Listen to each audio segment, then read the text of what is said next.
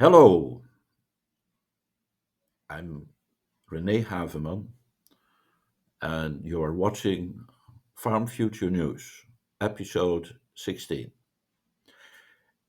In today's episode, we will concentrate ourselves on agricultural value addition.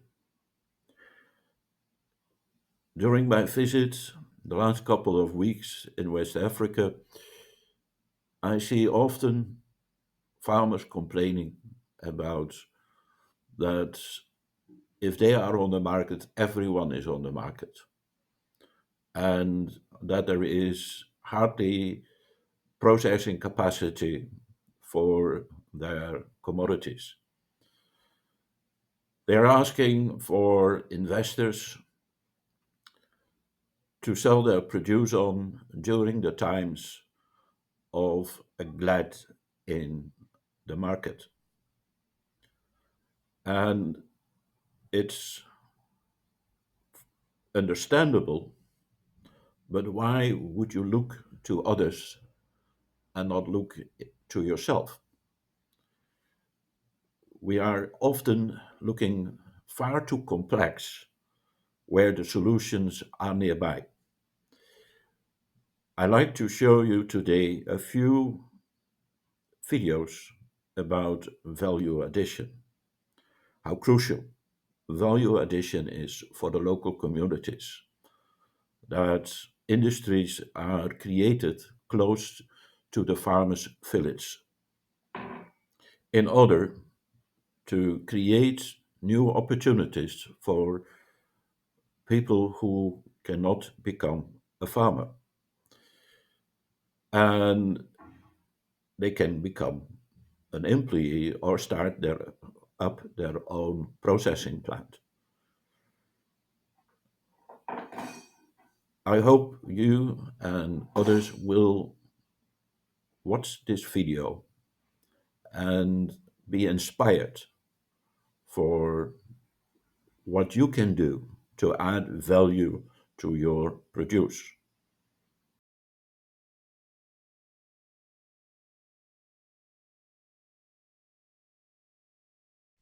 The real future from a strategic point of view of Farm Capital Africa is not get farmers to produce and sell that produce to buyers. The real future is this, and this is already being done in Ghana with rice, and it's very, very successful. The real future is this, is to create a community of, say, 2,000 farmers who are producing passion fruit, right? Then we set up a pulp processing plant there. So they produce the passion fruit, we process it into pulp, we sell it to Coca-Cola. You get that? Right? Now, what happens is when you do that, first of all, we're looking actually at a concept, a model where the farmers get to own a piece of the value addition plant, which means whatever the value addition plant is generating as income is still trickling back down. Okay? Now, it doesn't stop there. This community uses the revenues derived from this to access things like insurance. Okay? Agricultural based insurance, which means you can set up health centers there, for instance. Okay? We can start having Nairobi, the likes of Nairobi Hospital in Karachuonyo. That's where I come from. That's where you come from? Okay. You can use it to provide education policies. Same thing, where they sell to the value addition plant, and what happens is a bit of that money is put away as a savings product, which goes into education for their kids. So if your parent passes away, all right, you don't have to worry about it because your kids are taken care of, because this value addition plant is guaranteeing not only employment but the economic sustainability of the community. The idea is to keep as much money as possible there, back at home. Okay, if you look at developed economies, what happens is you can drive up into the mountains, right? But they have their own local version of development over there. So just in Kenya, the reason people say unatoka Ocha is because development is only in Nairobi. So you only see Java Coffee House if you've gone to the city, right? But you don't get to see Java Coffee House in Karachuonyo, or where coffee actually comes from. But it's the reason for that is because Java do the value addition in Nairobi. There is a vision here. And the reason I'm telling you should invest is because I think you get it.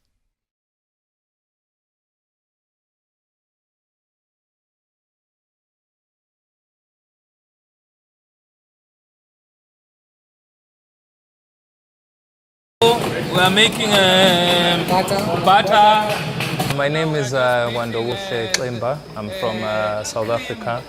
So what we're doing today is we're making some butter, which is very, very, very expensive in South Africa.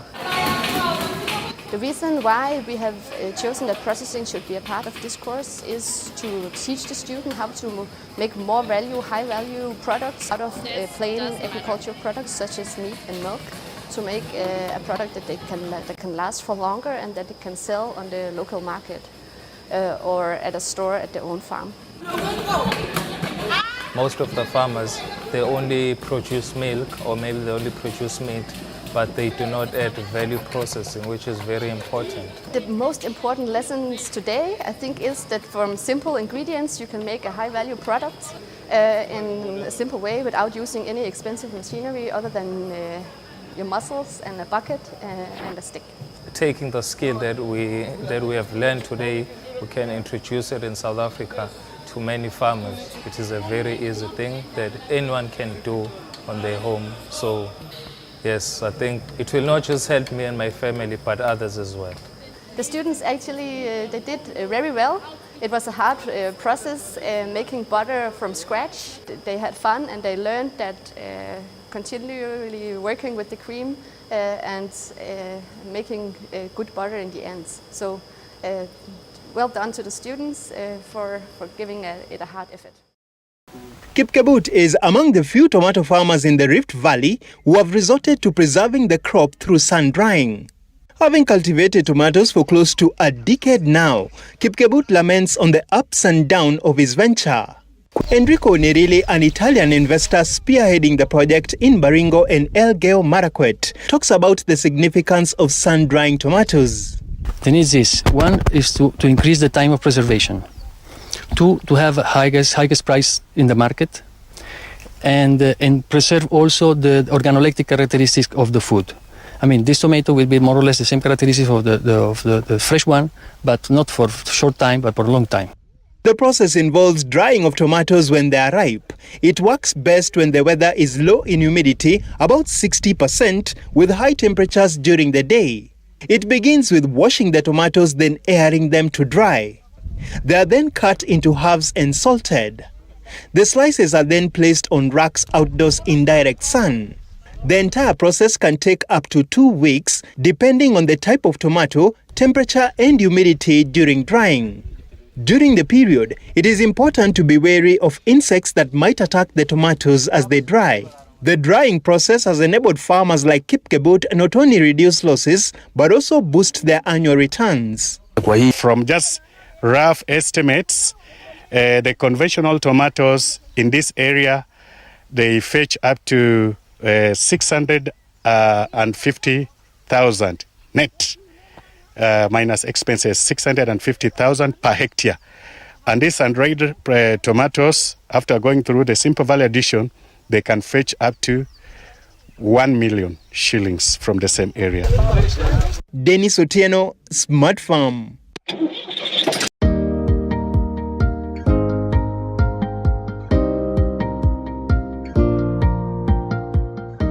My name is Jane Maina.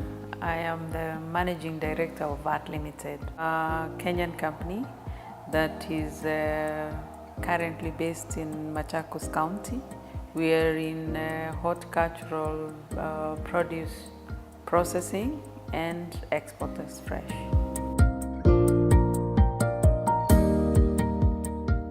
VAT started off in 2000 as a family business that was founded by my husband and I. Then only concentrated on selling fresh produce that we sourced from smallholder farmers and then packaged in leased premises in Nairobi, and eventually exported that to different destinations in Europe. We were looking at, say, a single customer in France who was ordering produce through us like once in a week. And we've moved from that to the point where we have about 15 different customers, and we have 85 staff members, and we are able to work with an average of 250 to 300 seasonal staff who we engage in the factory.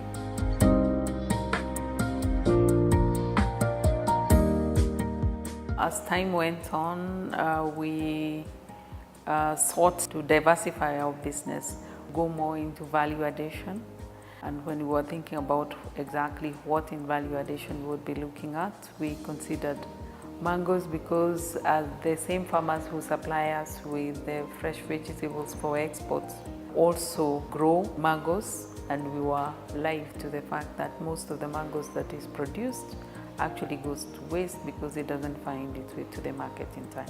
Our sourcing model is 100% from the smallholder farmers. We started off with less than 10 farmers, and today we work with over 5,000 farmers. It's true that to organize smallholder farmers and to have them grow and comply to international food safety standards is not a simple task. It's actually a Hercules task.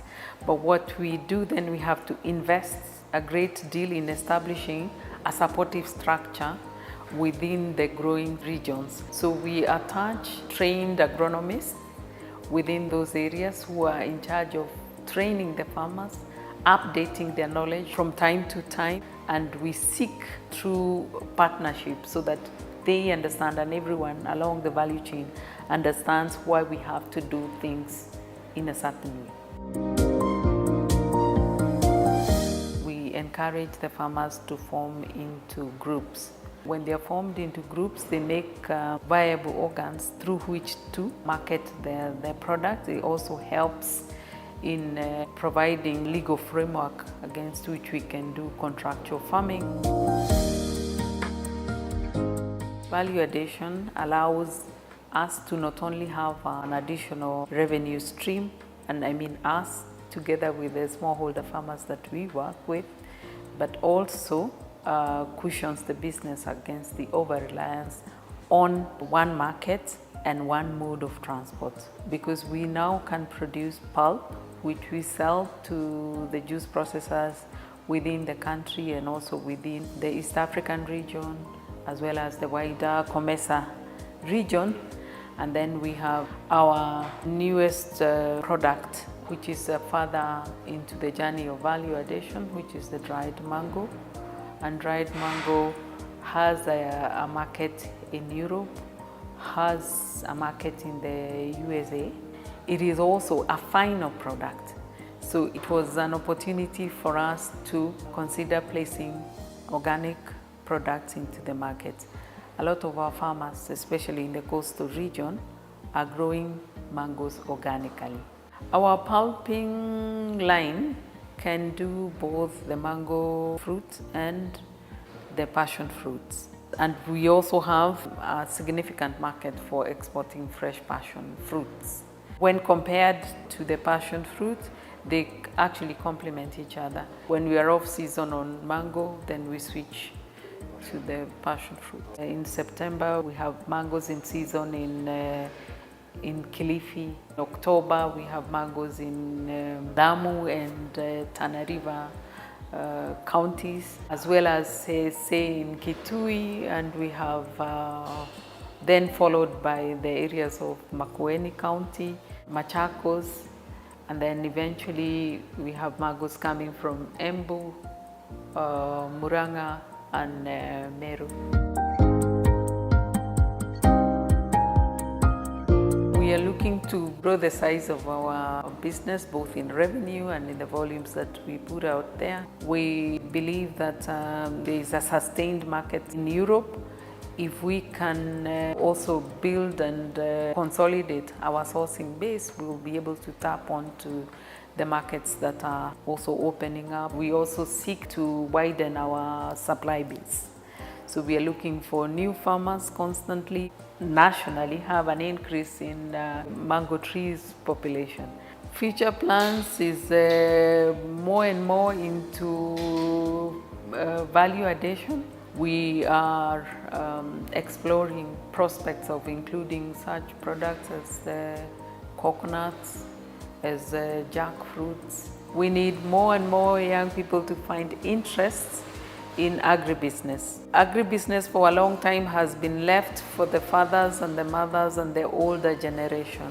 As a woman in business in the horticultural industry, I would encourage more and more women to come up, who come in with better innovation, who will take the agribusiness to the next level. In a typical large industrial setup, it might be an hour from kill to chill. Here, they come real fast. It could be as close as 10 minutes from kill to chill.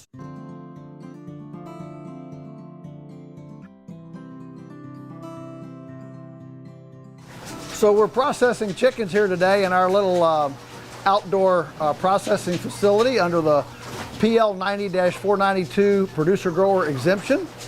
And with this little setup here and this little crew and this little facility, we can run at 200 birds per hour with an 8-person crew. That runs about 20 to 25 birds per person hour in the crew. So we bring them in with in the crates here. They don't get all stirred up. They're very stress-free. We don't do any electrocution. We don't do gassing. We don't do suffocation, which of course are all the things the animal welfare certification folks want you to do. This is basically a halal or kosher kill without the imam or the rabbi. And so they go in, these cones, again, the cones keep them from flopping around and keep them stress-free. You notice there's not a lot of squawking and carrying on. We cut the jugulars, not the windpipe, just the jugulars. So there's a you want to come in right under the wattles where the blood vessels come up wide to the head, and the idea is to cut off the blood flow but not air, so the autonomic nervous system continues to function correctly. It takes them about a minute here to bleed out and finish. And then they go into the scalder. This is the key to the whole operation. If you get the scald right, everything else works. If you don't get the scald right, nothing works. So this is a rotary scalder. The idea is that you're trying to get that bird to move around in the water, get it air in there so that the water penetrates the follicle of the feather. The follicle of the feather sticks up off the flesh, like goosebumps, right? And chicken flesh, right? And so you want those feathers to move around to allow the water to penetrate. We put soap in the water. You can see the suds. Soap in the water, that breaks the surface tension to allow better water penetration. After they're in there, they go through that cycle for about a minute. Then they go into the automatic feather picker here. This is called a drum type picker. And the cold water bath, the cold water shower head is like blanching vegetables. When you're canning, it's the heat and then the cold that helps the feathers to come off a lot better. And it knocks the feathers off. And what you want to see is the yellow come off of those feet. If the yellow comes off the feet, then you know that you've got an excellent scald. So all that's taken me that time to talk, they got picked. You notice how clean they are, coming right out. And notice the yellow is off the feet. That's a perfect scald. Your grandmother would have loved, she'd have given her eye teeth to have that machine right there. But the scalder and the picker are the two important pieces of infrastructure that make it go. And then when we take the feet off, you what you're doing is you're always going to the valleys, and so you go to the valley, and if you're cutting bone, something's wrong. We pull it up, let the chicken pull away from itself, cut right here in the valley. You can cut right through, take the feet off. The feet we sell for chicken broth and things like that. So then they're ready for evisceration, and so evisceration takes, our benchmark is 30 seconds per bird for a skilled operator. The procedure is real systematic. Take the oil sac out, then you loosen the crop on the front end, pull the windpipe and the esophagus out through the neck. Don't cut it, don't pull it, just leave it, because you don't want to break digestive juices down into the carcass. Flip it around, cut close to the vent, open up the rear end, take the fat off the gizzard, and then pull the entrails out with the liver in your right hand. Pull the gallbladder off, take the liver off, keep the liver separate so we can sell those livers separate. Cut around the vent, pull the lungs out, and you're good to go. Then as they go down to quality control, the tools of the trade are these two things right here. This is a little pin picker. It's a real dull little, can't cut you, but it allows you to, scrape and not cut the skin or cut your fingers. And then this is a catfish skinner, and that lets you grab little tail feathers and things. The beauty of it is that it's got such a wide jaw. If you use needle nose pliers to pull out pin feathers, which a lot of people do, you don't have much surface area to grab a pin feather. With this, you just get close, you can pull them right out. Very, very important, simple little tool for making sure that everything's clean. We go over them very systematically. You don't have to go over them the same. Everybody doesn't have to do it the same way, but every person has to do it the same way every time, or you miss surface area. When we finish quality control, we cut a little hole in the skin in the back so that we can stick those legs in like that, and that makes a real nice presentation in the bag like that. In a typical large industrial setup, it might be an hour from kill to chill. By the time they go through all the assembly lines and all that stuff, it takes a while. Here, they come real fast. It could be as close as 10 minutes from kill to chill. So these still have a lot of body temperature in them. So this is just well water, 50, 52, 53 degrees, and gives you an initial soak. They're in here not very long, just 15, 20 minutes. And then they go from there into the chill tanks. But because they've been in here first, the chill tank, you can see how clean the chill tanks stay because it's a two-stage chill process. So with this process, with 8 skilled people, we can run at 200 birds an hour. So we can do, in 3 hours, we can do about 600 birds.